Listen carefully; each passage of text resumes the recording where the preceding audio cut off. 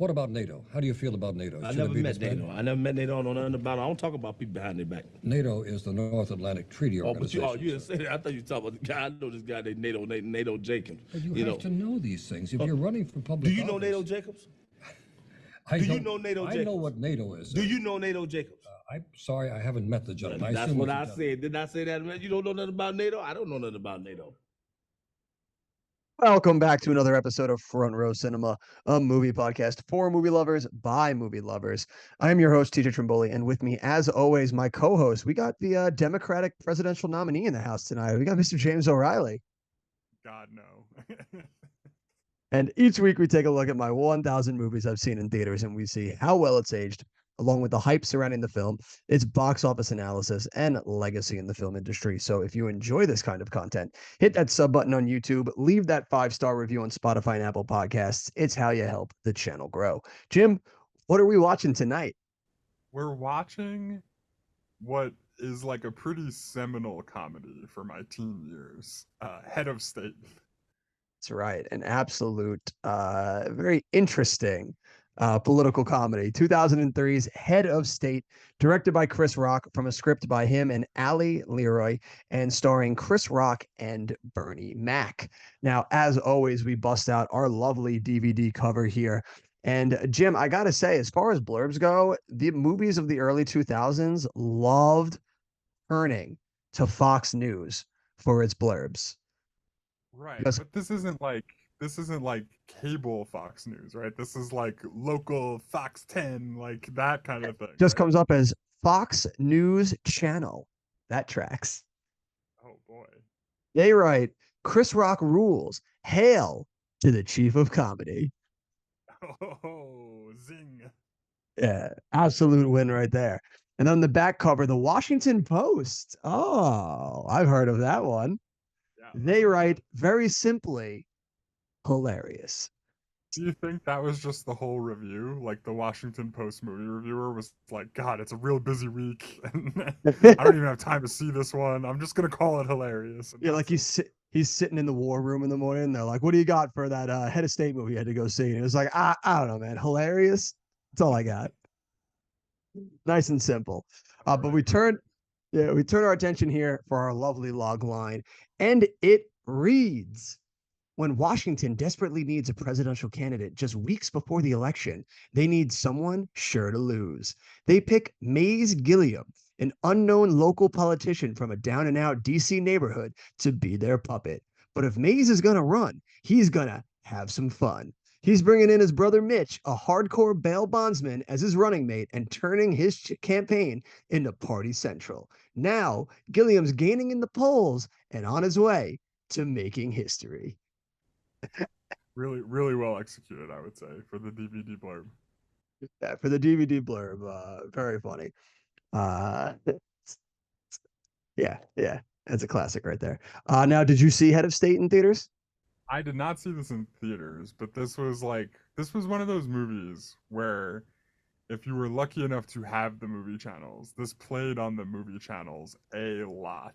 Yeah, yes, it did. It really? I don't know. I don't think I ever really watched it when it was on cable or anything. But I know so I also had the movie. So, but again, I don't think I've really watched this since seeing it in theaters. I think I only watched this the one time in theaters. So I was never up on my cable watches. I just know like I was never really big into like owning DVDs. So I definitely didn't have this movie like my own copy of it. But I've Sure. definitely seen it like 12 times. Like I've You're seen never- it so many times. You never were a big collector. I think in all the time I've known you, the only thing I've ever seen you buy was Foo Fighters In Your Honor. What a CD it was. Hey, it was a double album, man. That was the important stuff right there. Yeah. It's like the peak Foo Fighters question mark. I don't know. Possibly heavy emphasis on the question mark. But yeah, I know I bought this movie after it came out, but I've never returned to it. I've only watched it the one time in theaters until this rewatch. Yeah, I don't think I'm exaggerating when I say 12. Like I've definitely seen this movie. I would buy that. I could see this movie playing on like Comedy Central, BET, like HBO, like all those stations, like consistently. It was like either HBO or like Stars, like one of those had it in the rotation, and I watched it a lot that way. This one was a funny one to go see for me, because this, coincidentally enough, was a birthday movie for Zach. For the people at home, that's my younger brother. So this is 2003, which means we're 13. My brother was 9, and he convinced his parents. You know what I want to see for my birthday? The Chris Rock written and directed Head of State. I can only picture my mom like reaching out to his friends' parents and being like, "Yeah, we're gonna take him to the movies." And like, "Oh, what are you guys gonna go see? Like The Incredibles or whatever is out around then?" They're like, "No, actually, we're gonna go see Head of State." Yeah, that R-rated Chris Rock comedy. Well, this isn't R-rated, Jim. Come on, that's not that filthy. Is this wow? This was Okay, PG-13. PG-13. Interesting. Yeah, but still for PG-13 though, it still might be a bit too much for 9-year-old kids to go see. Yeah, I mean, I don't know. It's really not that bad. It's not that bad, and I feel like a lot of the jokes for this probably went right over his head. But it is just funny that it was that's what he wanted to see for his birthday was Head of State. Yeah, like I thought rated R just because of language, but now I'm struggling to think. Like they didn't really drop a lot of f-bombs. I don't think I don't even think they dropped the like customary one you get from a PG-13 movie. Yeah, maybe not. Now that I'm thinking about it, I can't remember. But yeah, the absolute hilarious moment right there. It's just a 9-year-old kid being like, "Mom, for my birthday, I want you to round up me and my friends and take us to see Head of State." So that was definitely an interesting birthday there for him. Yeah. Well, and what did you think of this when you saw it? Um, I don't remember really loving it back then. I when I was coming to watch this now, I the only thing I remembered about this movie was the scene where Bernie Mac is getting off the train and he slaps the shit out of the guy as he gets off. That Hey, was the by the way, I would be totally okay if government was just Bernie Mac, like bitch slapping lobbyists at a train oh yeah, station. That wouldn't I'd be be all so for bad. that. We could do a lot worse. Yeah, that was the only thing I remembered about this movie. Um, so for me, usually, we've talked about this plenty of times with other episodes. If, especially when we were growing up in high school, if it was not a movie that I returned to a lot, it fell to the wayside and wasn't really one that I loved. So looking back on it now, I feel like I was not a big fan of this because if I was, I would have returned to this a lot when we were watching and growing up in high school and we watched the same movies over and over again. Yeah, that's true. I don't think I've ever seen, for all the times I've seen this, I don't think I've ever watched it or even talked about it with you. Yeah. Yeah, we've never really like this was not one that was really in the rotation especially as far as comedy movies go. It never really crossed paths with all of us. Yeah, interesting. Yeah, but I mean that doesn't Well, shock me because nobody really went and saw this movie to begin with. This yeah. movie definitely has an interesting box office career. So let's pull up the figures, Jim. Let's dive into some juicy numbers. Numbers, dates, numbers, numbers, dates, hooray. Dates, numbers. Show me the money. All right. So, Head of State opens the weekend of March 28th through the 30th, which feels kind of like more a prototypical 2003 March movie. You know what I mean? Like we've talked a little bit about how the closer you get to now, there's more like big kind of blockbuster movies coming out in March. Not so much back in 2003. Yeah, no, especially back then, those pockets in between your holiday season and your summer season were very, very light. Yeah. Like everyone talks about today, how it was like, oh, with the writer's strike, there was really nothing out for January through like March. And it was like, yeah, that's how it always used to be. Like it was really only, I feel like from like 2010 onwards that you really got just the full slate of movies being spread out. Like it wasn't until Marvel really became a thing that you started to see big blockbusters showing up in February, in March, Right. in So September. Like that never used to happen. right. So let's put this into some context, right? We're in March 28th through the 30th of 2003. Head of State against a $35 million budget is going to open number 1 but with $13.5 million. Not Yeah. great. Yeah, that sounds about right. And that 13 it's good enough to keep it from being at the bottom of the barrel here on our list, but not by much. It's definitely punching its ticket into the top 5 worst openings that we've done. It's going to settle in the number 37 spot, just behind Jimmy Neutron, 13.8, and ahead of Black Knight's 11.2. Yeah, so it's way down there. But again, this is March 2003. You're not expecting that much more from a $35 million movie if you're releasing it at the end of March, right? And I think that by the end of this, I'm going to make kind of a case for Head of State. But for now, we'll keep chugging along, right? Okay. Keep putting March back into perspective. Coming in number 2 that week, the Queen Latifah vehicle bringing down the house with There we go. 12.5 million. It's its 4th week. Here we go. In 3rd place with 12.1 million, The Core, opening week of The Core. Oh my God. I don't know what that is. That is a disaster movie with Aaron Eckhart where they have to tunnel to the center of the Earth's core to restart it so that the planet doesn't die. Oh, okay. Who's in Yeah. it? Aaron Eckhart and Hilary Swank. Oh, wow. Yeah. Okay. Yeah. So yeah, that's in 3rd in its opening weekend with 12.1 million. Coming in 4th, also in its opening weekend with 11.5 million. Basic? What is that? Basic. I don't know that I've ever heard of that movie. I'm gonna click on it really fast just because. Basic.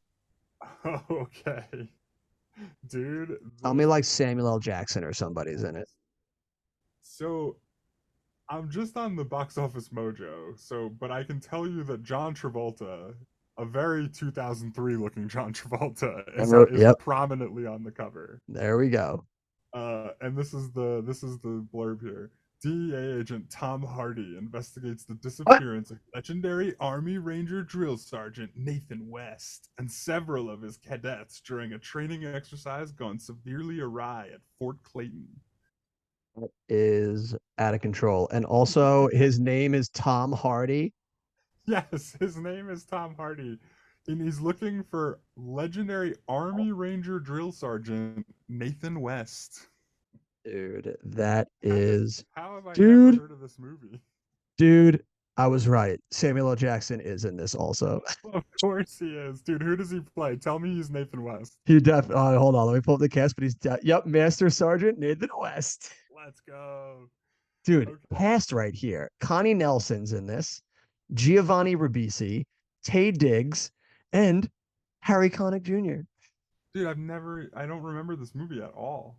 But like, to really just punctuate, this was March. Like, this is March right. 2003. Opening weekend with John Travolta, he pulls in 11.5 million. Oh, in dude. 4th place. I And then gotta. just to round out the top 5, you guessed it, Chicago. It's in its 14th week. Man, the movie we just can't escape. All right, so moving to weekend 2 of Head of State, it's going to drop 36.5% down to 8.6 million and come in 4th place. Oof, yeah, I feel like this movie not gonna spend a lot of time in the top 10. Behind another couple of March classics, both opening this week. Phone Booth in 1st and What a Girl Wants in 2nd. Classics right there. And then 3rd is the opening weekend of A Man Apart. I'm not sure what that is. Yeah, I'd never heard of that. So yeah, I mean, like, just like the movies we've talked about that opened these first couple of weeks are like all pretty rough, right? Like, what would you honestly want to go see at any of those? Actually spend money to sit in the theater and watch. Like all of those, not up to par. Besides Chicago, but that one you probably saw back in January. You saw it in February. You saw it in March when it won the Academy Award. There's nothing else to see. I want to say Basic, but that's not because I think it would be any good. It's just like the kind of movie that I guarantee you that movie is the most quintessential early 2000s action movie. Oh, I'm Like, sure. If you needed to boil it down to like one movie, you might just pick Basic, you know? Absolutely. And actually, I got to take an I would addendum to watch that. out of just like pure morbid curiosity. Oh, absolutely. And I got to addend to my previous statement. You know, I said Chicago would be the only thing, but I didn't pay enough respect to Bringing Down the House. That's also a worthy movie to see around Yeah, this I time. haven't seen that in a minute. But also, you watched Head of State in theaters, so you did pay to see this. Sure. Well, I didn't pay. My parents paid. Weekend 3, Head of State is going to be all the way down in sixth place with just a shade under 4 million. Oof. The 53.6% drop. Quick decline. Only relevant thing coming out here is Anger Management comes up in first, which maybe April we're pulling into some big numbers. We'll talk about that another time probably. And then weekend 4, Head of State is all the way down in 12th place with 2.2 million. Jesus Christ. So only 3 weekends in the top 10. Definitely joining the bottom 5 again there, Jimbo. 3 weeks is going to join itself with 2 other notable movies at 3 weeks with Black Knight and Jennifer Lopez's Enough. And then yeah, just some totals. It finishes with 38.1 million domestic. Oh my God. Just the like a hair under 500,000 international Oh, for a worldwide total of 38.6 million. Jim, you know it's a sad day when you can't even get at least 1 million out of the international market. 38.6, once again, continuing the theme of joining the top 5 bottom of the barrel. This movie is going to settle in the 39th spot behind Black Knight's 39.9 and just ahead of Eight Crazy Nights 23.8. All right. So Yeah, not so good. But not good. against the $35 million budget, you made your money back. And now all the Barley. home video is gravy. This isn't like a home run, but for 35 million, you didn't like you're not too deep into your pockets on it, right? Like you're probably coming out okay. Yeah, and especially at this time, we have the home video sales to fall back on. So that probably helped make this movie not as much of a bomb as it could have been. This movie doing this business today would be absolute disaster. Oh yeah, absolutely. Today for sure. But Yeah. again, like we talk about this a lot, like that home video allows movies like this to exist and studios are comfortable taking chances like this back then because like again, this is a loss probably, but like maybe it's like a single, if not a home run. Like it's like not necessarily the end of the world, I guess. And a chance they definitely took, and they swung for the fences and struck out hard because critically, not very good sitting here. 30% from the critics, and even the audience wasn't really digging on this bad boy. Sits with a 46 audience score. Oh So boy. not even great Let's there. see. 5.5 IMDb and Cinema Score B plus. Whoa, that's not good for Cinema Score. Yeah, for Cinema Score. Not as soon as you get under that A minus, that's it. That's a death sentence. Right. Like every movie gets an A minus. If you're not getting an A minus Cinema Score, you're in trouble. Yeah, right. I think like even Kangaroo Jack got like an A minus when we were Right. doing that That's one. what I'm saying. So like anything lower than that, and you're just sinking to the bottom of that ocean right there. And I guess that just leads us right into diving into this bad boy, Jim. I'm curious to hear what your thoughts are on this Well, political comedy classic. I'm curious to hear what your thoughts are because I want to get the opinion of somebody who hasn't seen this in a long time and like wasn't really the biggest fan of it back then. So this movie to me was a very mixed bag. There is ideas and moments in this movie that one made me laugh and two was still very timely to this day. We talked about this in Chicago, how, Chicago felt very timely. And, we mentioned, Donald Trump giving the razzle dazzle. Watching this movie today with everything that's gone on in like our political landscape in like the last like 4 or 5, 6 years, this movie, like I would have been like, did somebody write this from the future? Right. Because there's so much in this movie that not only like foreshadows Barack Obama coming into office, but like also foreshadows like the outsider coming into politics that kind of is like going to shake it up by saying the shit that you shouldn't really say, which is like, again, like completely like Donald Trump's like bandwagon right there. Like that's him to a T. Yeah. So It's this very movie interesting. was so watching it like was almost weird at times because I'm like I feel like I'm watching our political shit show that goes on right now. Like this movie could have been made today, and I would be like, yeah, that's exactly what's happening right now. So there's a Yeah. lot of like cool ideas and concepts in this movie, but then but at the same time, like I didn't really like the movie, if that makes sense. That does, yeah, that does. I mean, like, so, like, first thing, I agree with you. It's weird watching it in 2024 because when this movie came out, like a lot of the times I was watching it those like 11 or 12 times or whatever it was, like, um, it definitely wasn't as serious in 2004. You know what I mean? And like 2005, like it was not as serious back then. And like you watch it now and you're kind of like, "Oh wow, yeah, this one weirdly does kind of hit close to home in like maybe not like totally accurate ways, like the specifics aren't necessarily right, but it's definitely just hits different watching it in 2024 versus like the early 2000s for sure. I agree with that. And then I don't know. I wouldn't say I don't like it. I think it's pretty funny for what it is. Eh, don't get me wrong, there's plenty of spots in it that make me laugh, but then there's plenty of spots as well where it feels like this really felt like to me reminiscent of we've talked about this in a couple of comedy movies. A movie that feels like it would be much better serviced as like a 20-minute or 15-minute sketch on Saturday Night Live or something than it does as like a full-blown movie. Because there's a lot of points in this where you see what the joke is that he's doing, and then there's a lot of cliched just jokes, like going to the well on jokes that you've heard a million times on this. There's a few jokes in here that are still really, really funny and hit really good, but it Well, what feels are like some ones those were you the liked? I'm ones. interested to see which ones stuck out to you that you liked. So so there's two of them that stick out to me that I loved so much. Actually, three of them. So the first one was our intro, was Bernie Mac, uh, and when you see him doing his campaign stuff and he's doing his interviews is so blisteringly funny. Just the way he rambles and he goes on about like NATO and everything, and not like he knows next to absolutely nothing, but he's just such a good showman that he can just bullshit his way through it. Again, very Yeah, prescient of today's climate. he's a Is smooth talker, dude. Yeah, the smooth talker. He's so funny in that like run of scenes. Dude, what The I other love about one, that intro clip, he in the beginning when he thinks the guy's asking him about like NATO Johnson or whoever he's talking about, he's like pretending he doesn't know him. He's like he's like, what do you know about NATO? NATO, I don't know no NATO. I don't know, Nate. I never heard of that He's guy. like Like, trying no, not no, to like no. rat him out, I guess. I don't know, but he's just like pretending he doesn't know him. And then once the guy says it's not him, he's like, "Oh man, I thought you were talking about NATO Johnson." Like Yeah, it's just so, it's so silly. it's so silly and absurd, and Bernie Mac just gives it his all in those scenes, and it's Yeah, so funny. crushes it.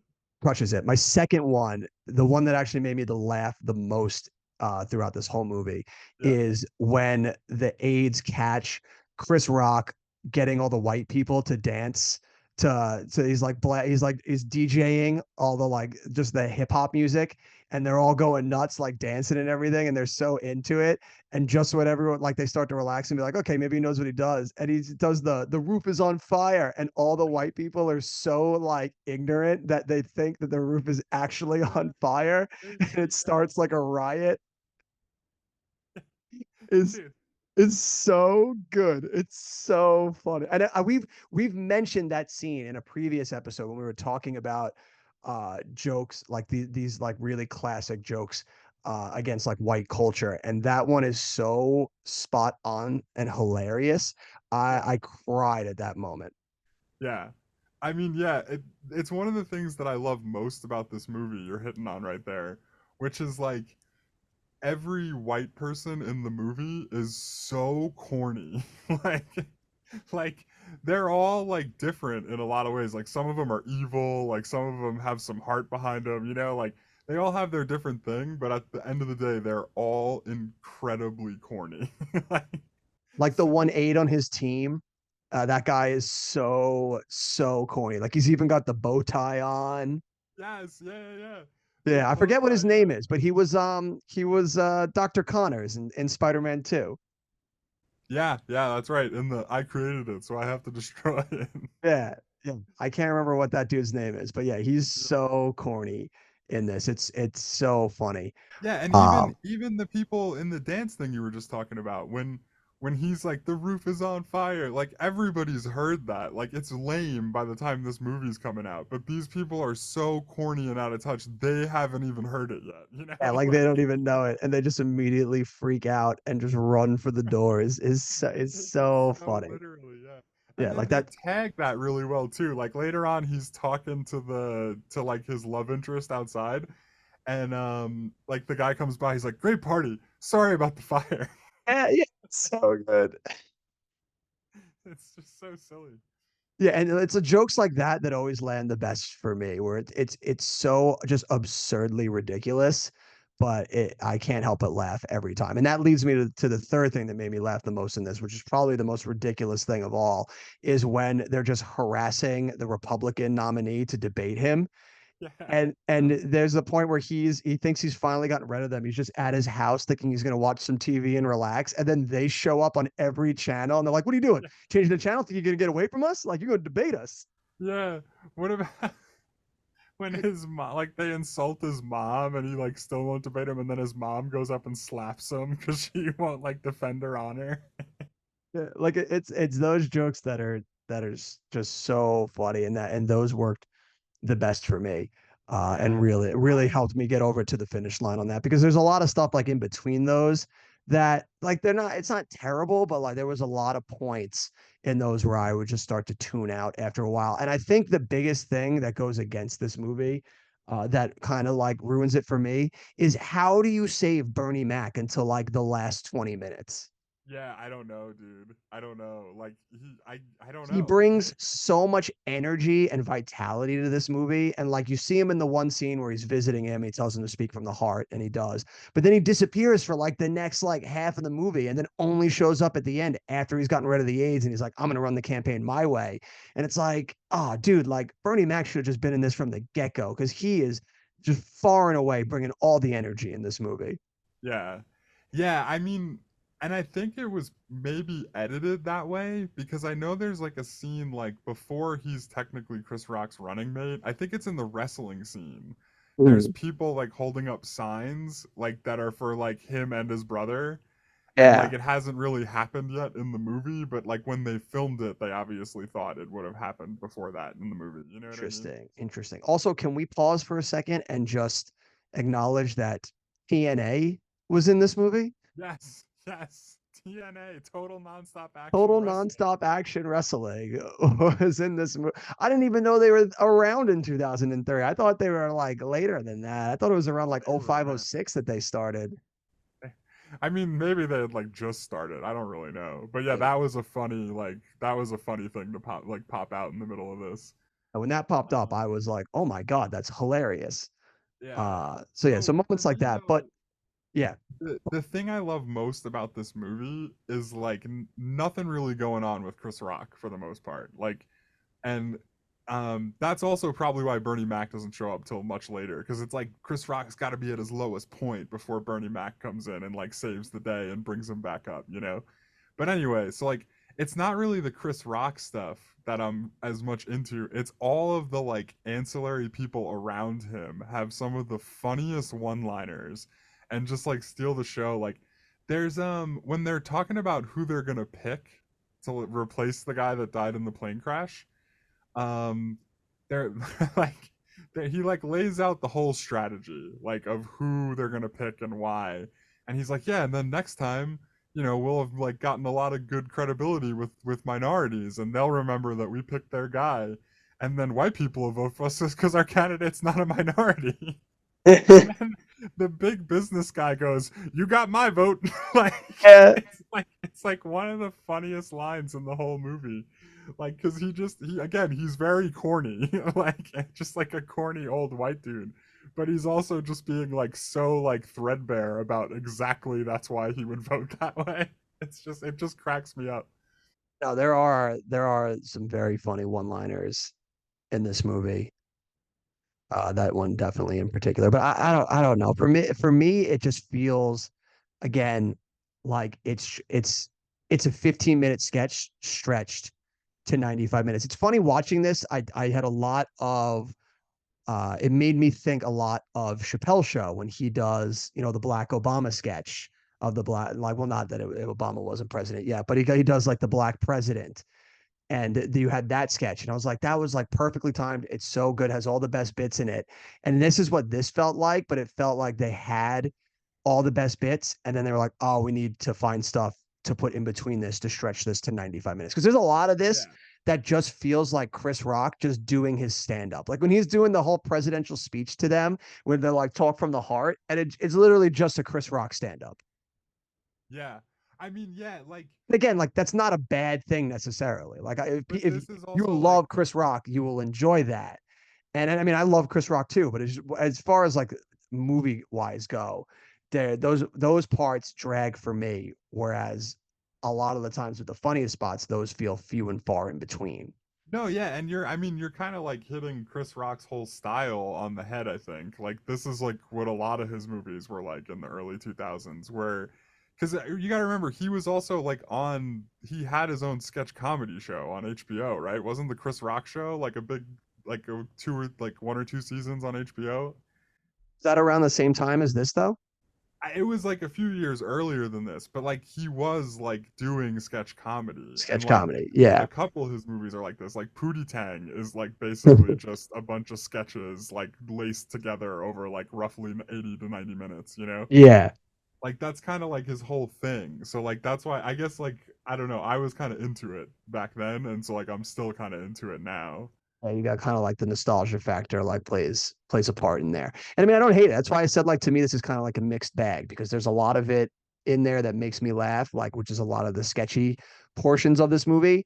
But then at the same time, just watching it from like a movie basis, all those points in between that kind of like lose my attention and they're struggling to keep me invested because he's just trying to bridge gaps between, these sketchy moments that he has in this movie until Bernie Mac comes in. Once Bernie Mac is in, I was invested for the rest of that movie because he just had that energy to keep me invested in this movie. Well, yeah, and he's kind of like a big part of like what's the soul of this movie, which is like, it's a black dude running for president. You know what I'm saying? Like he's not like Obama. He's like a black dude from like a bad neighborhood, you know? And like Ninth I don't know, Wardman, right? it's like Is he or whatever his name was? he's like the alderman or something. The Alderman. That's the Wardman. Yeah, the Alderman. But so yeah, it's like that's like especially when Bernie Mac gets in, they're really playing up that archetype that they're going for. You know what I mean? Like they're really like hitting that on all cylinders when Bernie Mac shows up. Yeah, like they deck out the bus, like they're showing up in like the just really like gaudy outfits and everything now. They have so much more life when he just starts instead of doing what they want him to do or what they think is going to run the campaign to like be the respectable loser and he starts running it his way like he just brings so Yeah, much and more it starts energy to it. working, you know? Yeah. Yeah. But yeah, and I mean like Bernie line also maybe has like what's another one of my favorite lines in the movie.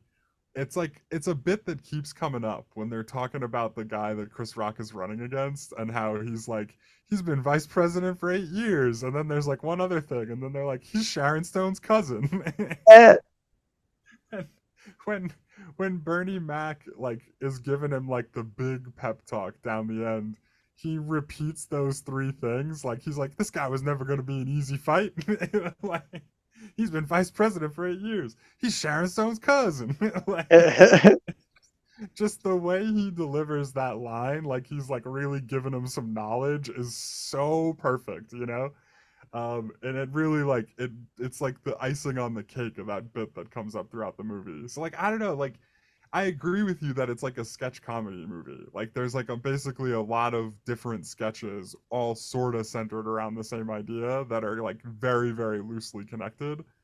But like some of them are just so good that I love every second of it, you know? it's fair. I mean, I think in this one it's very much like a to each their own. Like for some people, you can watch something where, the sketches are good enough to keep you invested and get you from moment to moment. And, you're not really looking for anything else and it's going to get you there. Whereas, I could see this movie going either way. I can see why people would watch this and love this movie. I can see why people would watch this and not love it so much. And then I can see, people like me who are like kind of in the middle. Yeah, and like I believe me, I'm with you on a lot of what you're saying with the negative stuff. Like it's like barely even a movie, really. Right. But like at the same time, I just think it's hilarious, so I forgive a lot with it, you know? Yeah, which is fair. And I mean, there's plenty of movies out there that are like that, that, everybody has their movie that while they recognize like might not be the greatest movie of all time, it does just what they want it to do. And for them, that's all you need. Yeah, exactly. And I mean, I know you didn't like it, but this movie was also up for, some awards. Oh man, am I about to hear about some lovely, lovely accolades that this movie racked up? Yeah, I mean, like you said, dude, everybody's got their opinions, and a lot of people had some high praise for Head of State in the awards categories. Well, I am ready to take the podium, Jim, and hear what some of these glorious accolades were.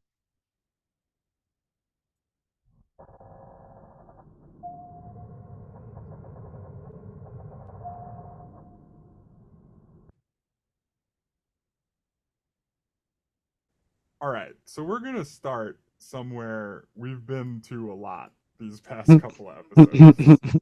We've been to these awards a lot. The 2003 Teen Choice Awards. Oh boy.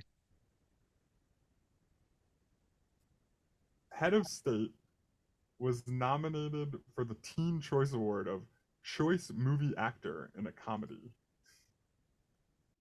Okay. For Chris Rock.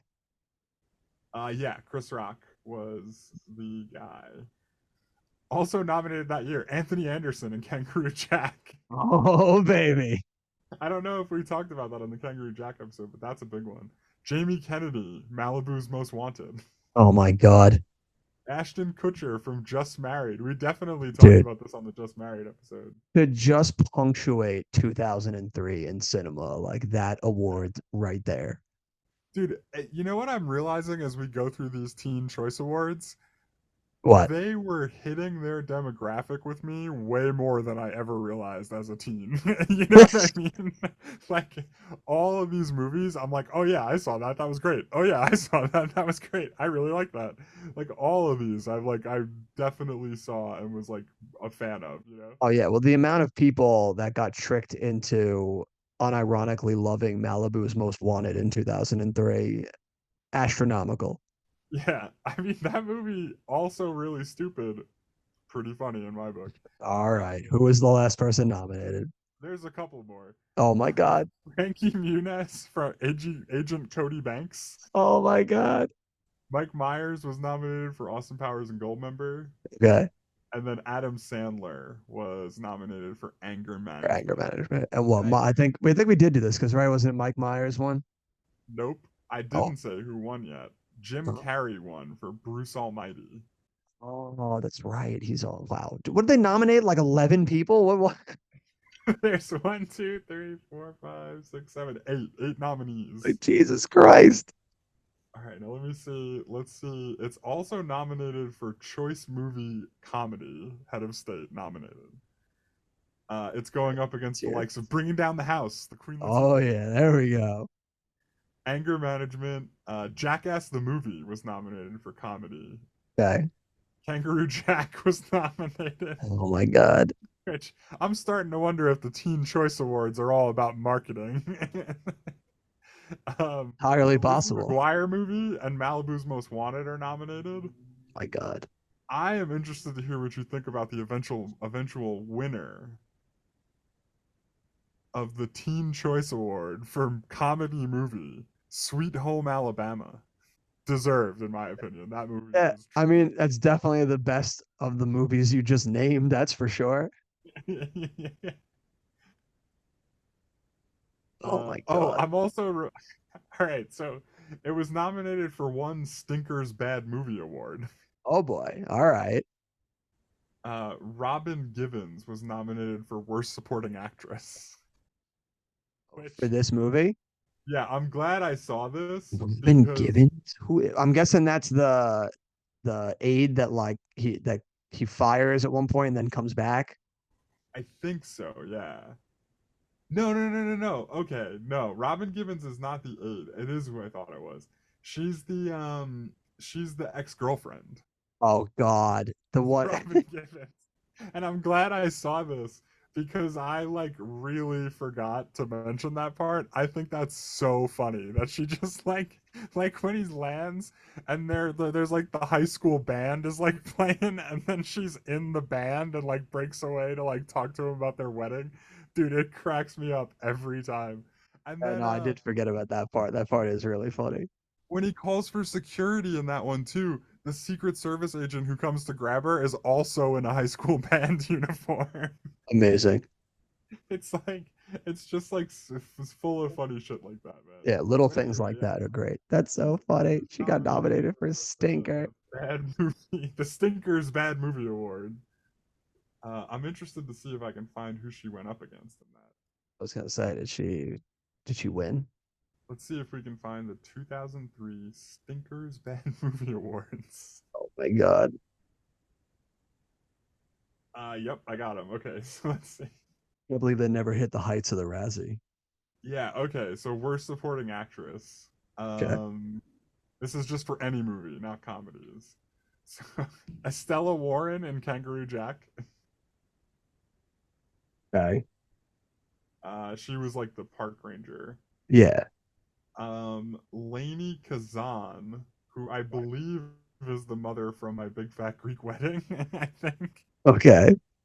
And then we're bringing this controversy back for Gigli. Oh boy. Geely. Jiggly. And then Robin Givens for Head of State. Karen Black in House of a Thousand Corpses. Oh boy. And then the eventual winner, Penelope Cruz. It looks like she was nominated for 2 movies in the same year. Oh no, that's not good.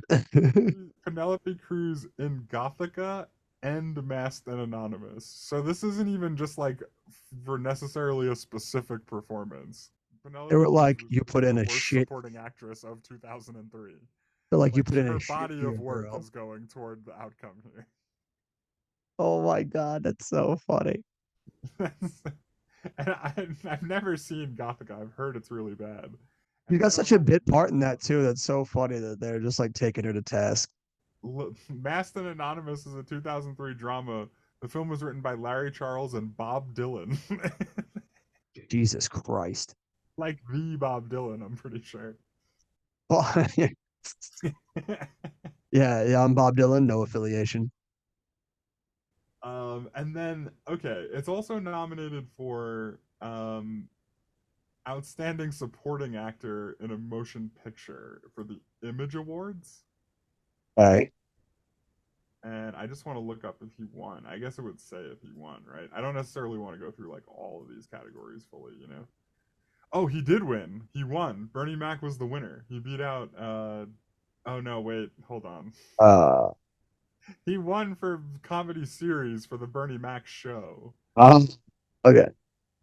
Which just goes to show you what peak Bernie Mac was back in this day. Hey, I mean, the Bernie Mac show was huge back then, in my household at least.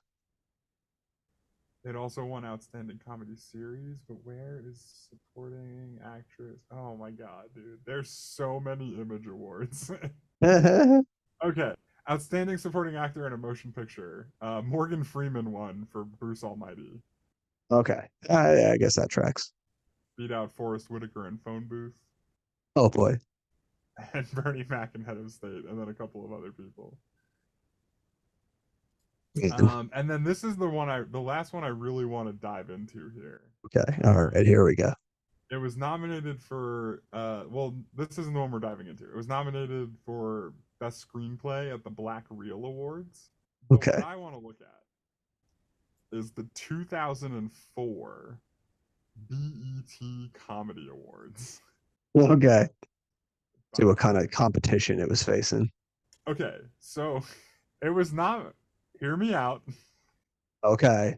It was nominated for Outstanding Box Office Movie at Like, the BET Comedy Awards. I don't think they understand what that means. Well, I mean, maybe this is some important context. You know what I mean? Yeah, okay. Movies it's up against at the BET Comedy Awards, right? Okay, let's hear them. So, Barbershop 2 Back in Business. Okay. The Queen Latifah vehicle bringing down the house. There we go. All right. Yeah, that's box office cinema right there. Queen Latifah represented in 2 out of these 5 movies. Oh my God. White Chicks, and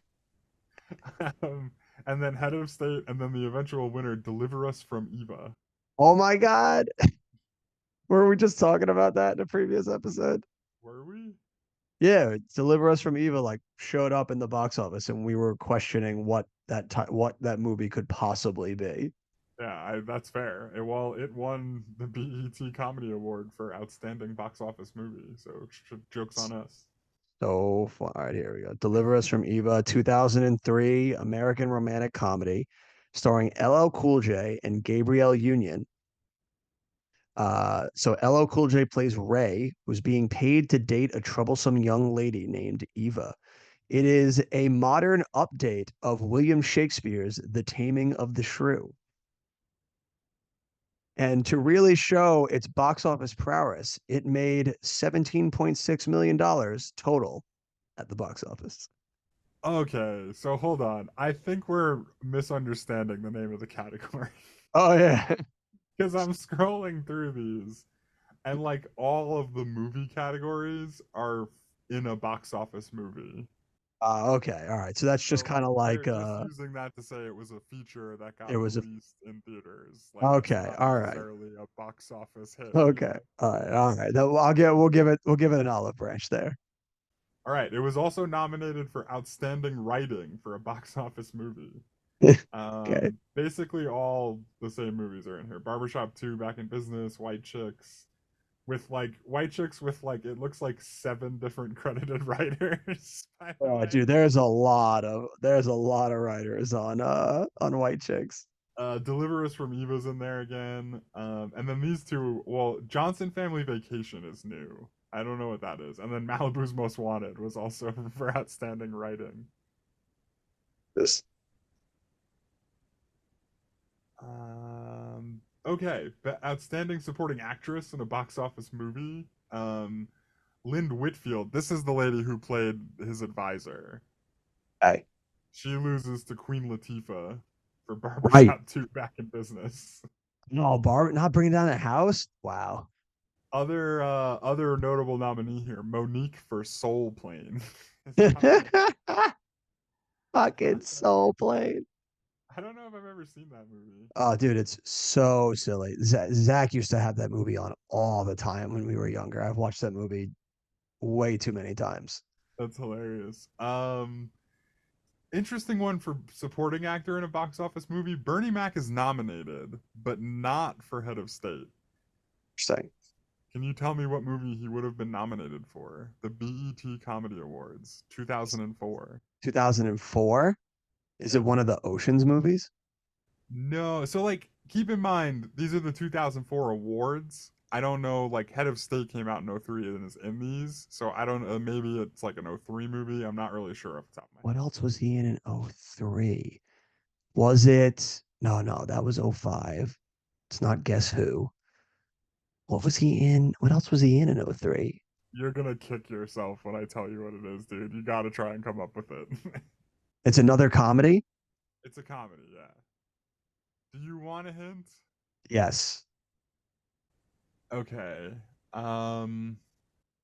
Who's he playing opposite? I am not gonna give you that. Damn it. I will tell you it is a Christmas movie. It's Pet Santa. Yeah, Bad Santa. Okay. Oh yeah, that's right. That was 2003. Fuck, I should have got that. Oh, like the head of Yeah, security. he's the head of security. Yeah, and he keeps catching Billy Bob Thornton banging like fat chicks in the dressing room. Yeah, Bad Santa is like the funniest movie, man. Maybe the funniest movie of all time. Outstanding lead actor Chris Rock was nominated. He lost to LL Cool J for Deliver Us from Eva. Dude, the Other BET notable Awards, man, nominees, were Marlon big Wayans on for Deliver White Us Chicks. from Eva. Yeah, Marlon Wayans for White Chicks was nominated. Ice Cube for Barbershop 2, Back in Business, and then Cedric the Entertainer was the lead in Johnson Family Vacation. So Oh my god. Just a bevy of classics right now from 2003. I think that. Johnson. Oh, no, wait, hold on. Oh, oh, This is a good segue to get into our next part of IMDb deep dive. oh boy. Okay. It's nominated for Best Directing for a box office movie. The director of Head of State eventually loses to Keenan Ivory Wayans for White Chicks. All the movies we're talking about are in here. Barbershop 2, Deliver Us from Eva. There's this movie Love Don't Cost a Thing. Heard of that. Nominated for Head of State, Chris Rock was the director of this movie. Go figure. Yeah. Which is going to take us to our next part. We're going to do Chris Rock Okay. as only a director. Interesting. Oh, I like your style right there, guy. That's switching it up. Maybe, all right, so here's what we're going to do. We're going to look at him as a director first, and then we're going to do just his writing credits. Okay. Maybe we'll save his acting for another potential movie. Because I'm sure he shows up in the pipeline plenty as an actor. Yeah, and I'm sure there's going to be a lot of crossover here too, right? Probably. So 2003, that's his first movie, Head of State. That's the first thing he's directing is Head of State. Yeah, 2003, Okay. that's his first movie. 2006, he directs 2 episodes of Everybody Hates Chris. That's like his thing. Absolute classic show. Here's something you don't see every day. Okay. Chris Rock is credited in 2006 for the Red Hot Chili Peppers music video for Humpty Bump. Is the director? He's the director. That's what it says here. Oh my. All right. All right. Is that a good music video? I don't know. If I know. 2007, he directs I Think I Love My Wife. I'm Oof. not familiar with that one. Not a great movie. 2014, big gap between I Think I Love My Wife and the next one. That's a big gap right there. He directs a movie called Top 5. I think we have mentioned that movie in a previous episode for whatever reason. Because I think there was an actor that was in it that we had done was showing up in that movie, and I can't remember off the top of my head who it was. Adam Sandler. That's who it was. Adam Sandler is in that movie playing himself. Is he? Yes. Is he And it's a something dude, that- it's like a comedian who's like confronting his past and career while doing an interview with a journalist. Oh, okay, yeah. Yeah. That sounds about right. Yep. And then I'm really regretting clicking on that because now I have to load all these filters again on IMDb. That was I'll my save you bad. some time. That movie was the last movie that he has directed since. Well, I've got a couple more directing credits here. If you just Oh, let me filter. interesting. Is he going back to the Red Hot Chili Peppers? Well, Yeah, 2015, he directs a stand-up comedy special, but it's not his stand-up comedy special. okay. It's a stand-up comedy special, which is maybe the most interesting title I've ever seen. Amy Schumer live at the Apollo. Oh boy. That's got to be something, right? Oh boy. And then I think this is also a stand-up comedy special. Chris Rock, Total Blackout, the Tambourine Extended Cut is directed by. Like, what the fuck? Don't ask me, man. The Tambourine Extended Cut, whatever that means. It's like, sure, So, yeah, sure, alright. why not? You win. Not a lot to mine there. And Chris Rock directing credits. You're not wrong. It's fine. It's fine. He could be light right now. Listen, we went extensively into this movie's accolades, so going light on his directing credits, saving his acting for down the pipeline is not the worst thing in the world. Yeah, so we'll get into some interesting ones here with his writing credits too. He writes it for a TV show called Uptown Comedy Express. I'm guessing that's like a spot he did as a stand-up on TV. Okay. And then I'm guessing this is the same, Comedy's Dirtiest Dozen. I don't think this is a movie. Yeah, raw stand-up routines performed by Chris Rock, Tim Allen, a couple other people. Yeah, right. And then in 1993, he gets a writing credit for a movie that is like near and dear to my heart. Have you ever seen CB4? The like he's in like the fictional rap group, right? Well, they're a real rap group, but they like pretend that they're like these like gangsters who like did a long stretch in prison, but they're like totally faking it. Yeah, there was. It's like Cell Block 4, right? They are. Yes, Yeah, yes. yeah, yeah, yeah. I've seen that movie. Not in a long time, but I do remember seeing that movie. Yeah, he gets a screenplay and a story credit for that. 1993 to 1994, he gets 2 episodes of special material for In Living Color. I'm guessing he did stand up on In Living Color, you know. Yeah, Um, I mean, it's a lot of stand up in the beginning, right? Chris I Rock think we brings could him gloss to. over those. Yeah, is there a comedy special of his that like stands out to you? Um, I remember there being one on HBO that I had watched that was really funny, but I couldn't tell you like what he titled it or what it Right, was what the name called. of it was. Yeah, me neither. Yeah. But then, all right, so like end of the '90s, this is when we start to get into like a good amount of movies. Um, 1997 to 2000 though. First, he gets a writing credit on 20 episodes of The Chris Rock Show, which is that sketch show I was talking about on Okay. All right. HBO. Also, the head writer on the show for a while was Louis C.K. on The Chris Rock Show. Interesting. And then 2001, he gets a credit for Down to Earth. Did you ever Oof. see that movie? Yeah, where he comes back as the white guy. Yeah, it's like a Chris Rock spin on that movie Heaven Can Wait. Yeah. But yeah, Yeah, he no, I comes back remember as a seeing that different movie voice. because me and Zach always used to laugh hysterically when he comes back and he's just playing DMX, like as he's like riding down the street. Yeah, yeah. This might be the comedy special that stands out to me, by the way. Okay. 2004's Chris Rock Never Scared. That might be the name that I remember. It's possible it's the Uh, one I'm thinking of too, but I unless I hear jokes from it, I couldn't tell you. yeah. Then 2007, he gets I Think I Love My Wife. He wrote the screenplay for that, which is like the movie that kind of like ends his directing career. Um, in 2009, he gets a written by credit on a movie called Good Hair. Do you know what that is? Never heard of it. But it looks like it's a documentary starring and narrated by Chris Rock. Man, Chris Rock was a total bust on the writing and directing front, man. All right. The film centers on the issue of how African American women have perceived their hair and historically styled it. Interesting. Okay. That's cool.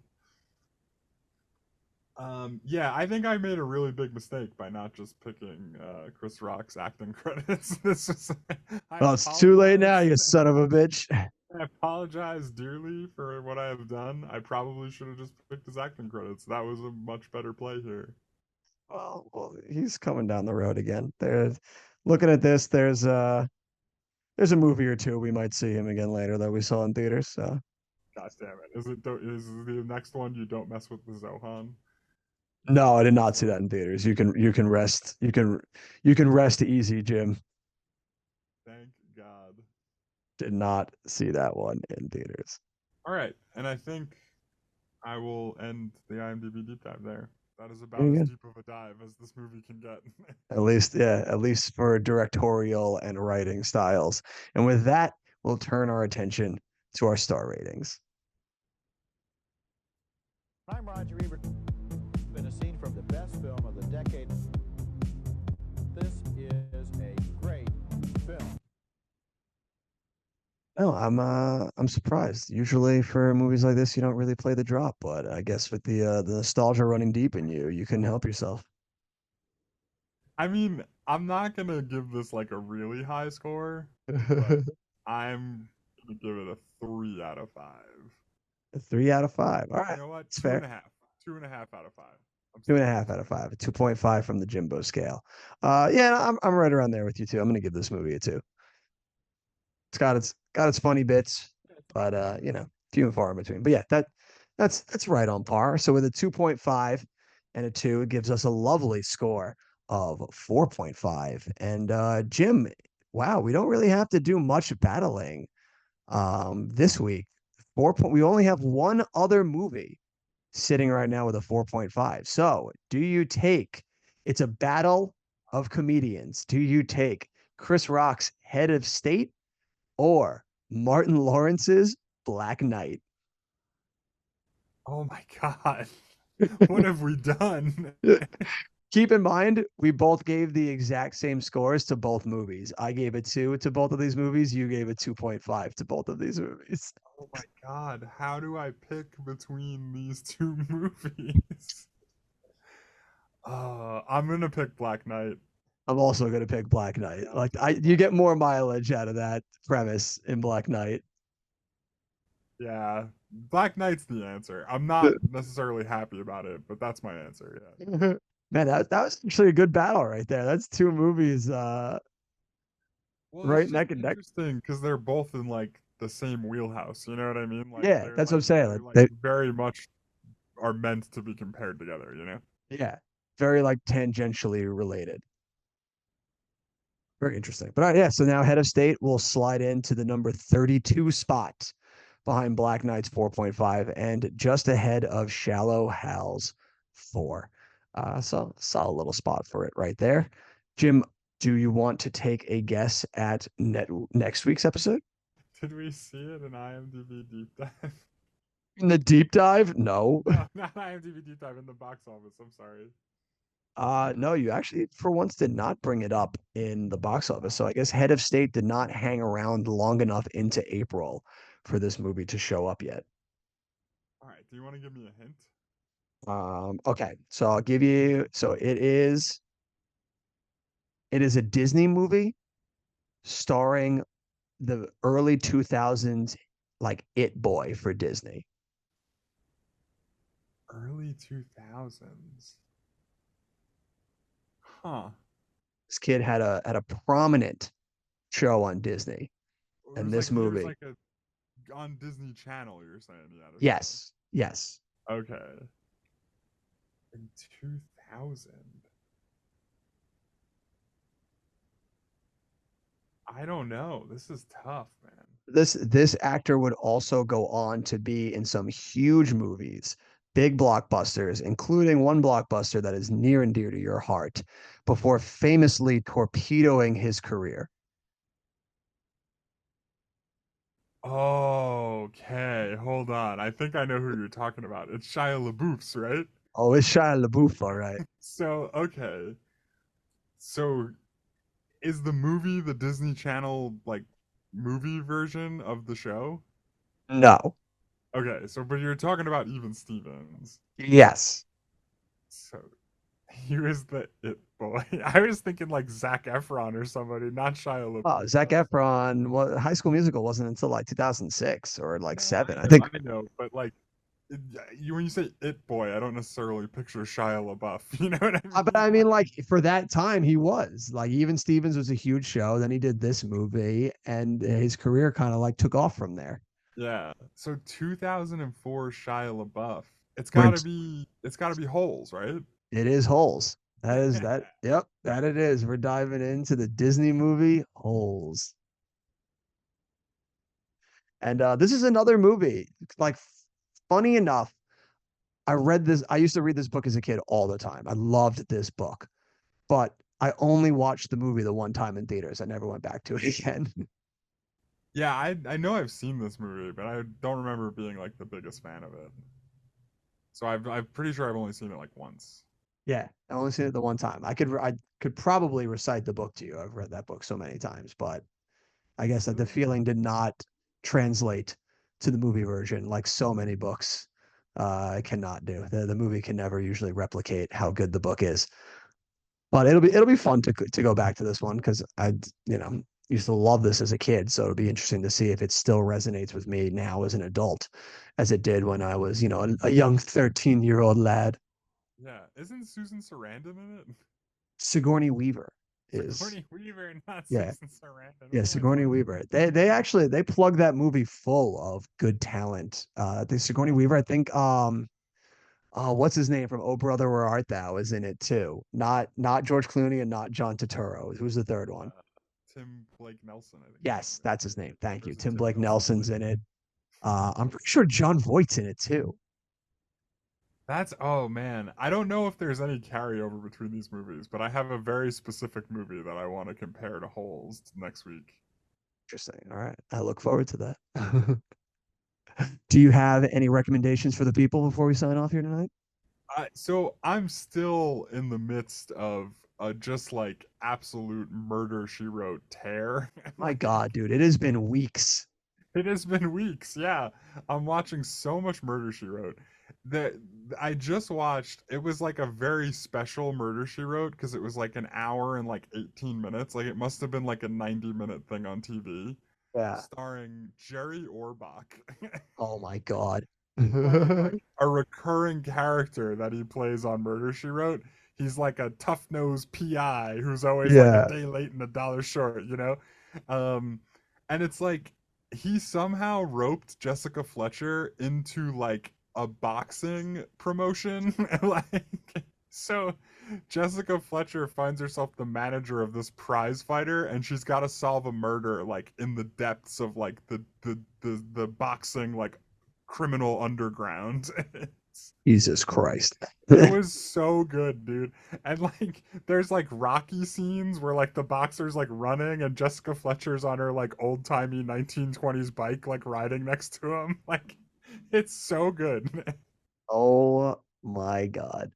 Yeah, it's really great. I can't even tell you how amazing it was. What streaming Like- site is this on?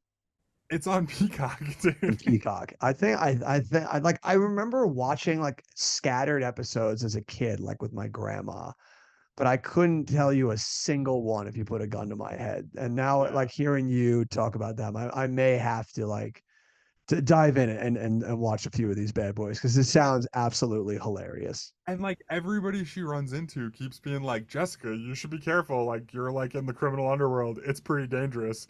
And she just keeps going, it's fine. I've got Bruiser with me. And like she brings the boxer around and he's like her muscle, like while she's like solving the crime. It's so amazing. Oh And my then God. another highlight from the Murder She Wrote tear. I just watched an episode where George Clooney was in it. Oh, dude, now Like you're talking. 1986, like George Clooney. Dude, now you're talking. Yeah, it really like in season 3 it turns into like a real like there's like a lot of good actors on it. There's like a lot of good guest appearances. Like Yeah. there's like people like up and comers like George Clooney pop up every once in a while. It's like Yeah. it's pretty cool. That's what's so great about watching some of that old TV, like from the late 80s into the 90s, is just the sheer amount of guest stars that you'll go on to see in so much other stuff. Yeah. Nice. I guess I'm finally gonna have to do my due diligence and dive into some Murder She Wrote. Once you get Peacock, dude, there's so many shows you got to watch. No, I have. Well, a friend a friend of Heather's gave us her Peacock login. We traded. So I've got Peacock. I was got using it to Peacock. watch the Olympics. Now I just gotta use it to like actually watch whatever's on Peacock. Dude, yeah, Murder She Wrote and Poker Face, two really good mystery shows. Okay. All right. I'll probably start with Murder She Wrote because that sounds the way more fun one. Yeah, I mean, dude, Poker Face is also very Murder She Wrote inspired. I'm just saying. Okay. All right. Maybe we'll dive down there. You know me with TV. Yeah, but what about you? Do you have any recommendations? So I mean, it's a recommendation to anyone who hasn't seen it. Like, what are you doing with your life? At this point that you haven't seen it. So, every now and again I get into my kicks where, I got to watch a movie that I've seen a million times, and then I get into such a habit where I watch it like 5 days in a row. So this past week I watched, whatever it was a night that I came home and I just like wanted to run something to turn my brain off. So I put on Ocean's 11, continuing with our George Clooney theme here, and reminded me so much of how much I love that movie that I watched it for the next 3 nights in a row. Yeah. And then I watched Ocean's 12 the next night after that. Yeah. Anytime I watch the Ocean's movie, like anytime I watch Ocean's 11, what I end up doing is watching all three of them, like basically like over the course of like a day and a half. Yeah, yeah. So to anyone out there who has never watched any of the Ocean's movies, I'm not talking about Ocean's 8. Don't imagine that one doesn't exist. But specifically Ocean's 11 through Ocean's 13. If you haven't watched any of those, like you absolutely should, because first off, Ocean's 11, like not the best movie ever made, but may just be the coolest movie ever made.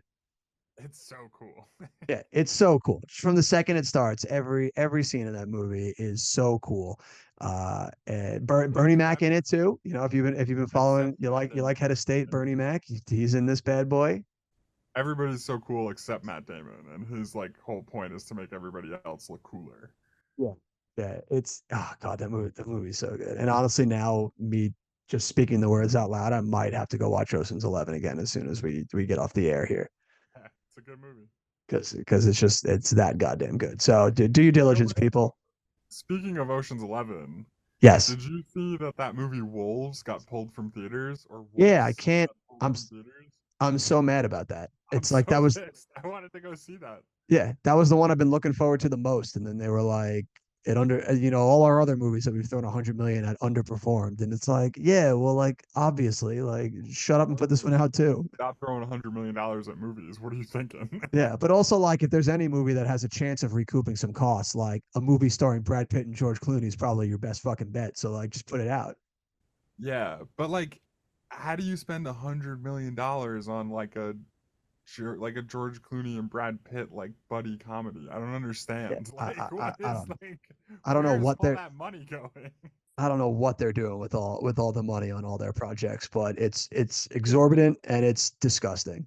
Yeah, I can't even imagine. But yeah, I really wanted to see that in theaters, and Yeah, me too. And it would suck. pulled Like it. obviously put it out on streaming, like I'll watch it, but like just such a disservice to not get that bad boy in theaters. Yeah, agreed. But Yeah. anyway, that's my final thought. Yeah, I agree with that final thought. But you do your due diligence out there, people. Get on your Murder She Wrote. Get on your Season Ocean's 3, 11. episode 17 is like a must watch. There you go. He's giving it to you, people. Dive right in.